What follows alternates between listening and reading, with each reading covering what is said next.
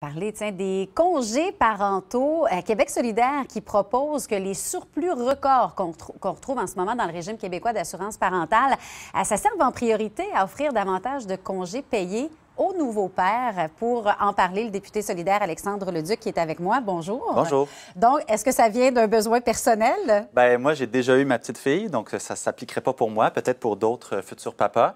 Mais on comprend mieux les besoins. Oui, c'est ça, on l'a vécu.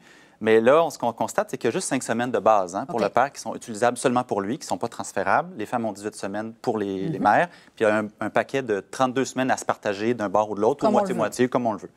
Mais donc, pour encourager, dans le fond, les pères à prendre davantage de temps, on propose de monter de 3 semaines supplémentaires, donc de 5 à 8.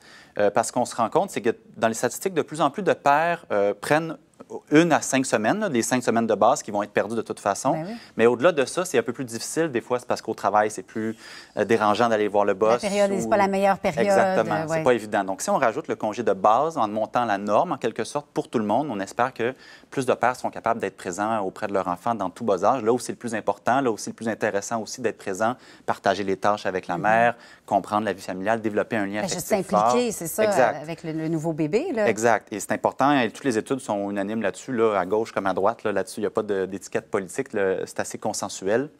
Plus le père est là, présent tôt, plus il y a une influence bénéfique. Puis là, on se rend compte qu'il y a des gros surplus, 281 millions de dollars de surplus au RQAP. C'est beaucoup d'argent. Et là, le premier réflexe qu'a pris le gouvernement de la CAQ, c'est de dire, OK, on baisse les cotisations.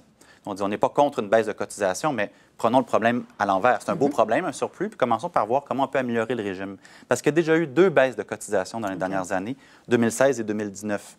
Alors, on dit, bon, on pourrait peut-être commencer par bonifier le régime en premier. On verra à quelle hauteur. Et s'il reste encore la marge de manœuvre, oui, allons vers une baisse de cotisation. Ce n'est pas une mauvaise chose.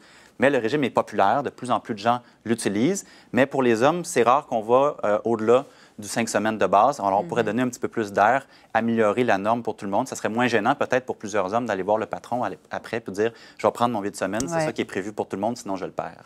Et on voit vraiment qu'il y a un vent de changement. On le sent depuis déjà plusieurs années. Ce régime-là, il a été lancé en 2006 et quand on regarde les chiffres, on s'en rend compte de plus en plus de papas qui vont l'utiliser. Donc, on le voit que le besoin est là. La hausse est très importante justement dans le 5 semaines de base. À l'avant, c'était quelque chose comme 55 je pense, de pères qui le prenaient. Ça a dramatiquement augmenté jusqu'à presque 80 Ça, c'est super.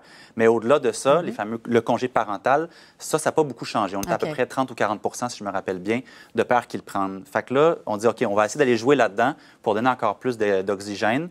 Concentrons les surplus vers les pères, les jeunes pères, pour valoriser la paternité, leur donner un peu plus d'espace, plutôt que de tout de suite baisser la cotisation d'un régime qui est populaire. C'est pas comme si quelque chose, on avait de la misère à aller convaincre les gens de l'utiliser. Au contraire, les gens y vont, ils souscrivent, ils l'ont payé pour de toute façon avec leur travail. Donc, pourquoi pas améliorer le régime d'abord et après ça, voir s'il y a peut-être un peu de jeu pour baisser la cotisation. Puis peut-être étaler, je pense que vous en avez déjà parlé, étaler peut-être sur 2 ans plutôt qu'1 an, parce que là, ces congés-là, on doit les prendre à l'intérieur de l'année suivant la naissance. Voilà. Alors, si dans votre condition personnelle pour le travail ou pour d'autres raisons, ça ne fonctionne pas pour vous de le prendre dans la première année, vous le perdez. C'est un peu bête, vous avez cotisé pour, puis il n'y a rien pour le contribuable, si on l'étale sur 2 ans, cette possibilité-là de le prendre, ça ne coûte pas plus cher, il n'y a pas de problème. C'est quelque chose qui avait été fait, un des projets de loi qui avait été déposé dans la dernière législature.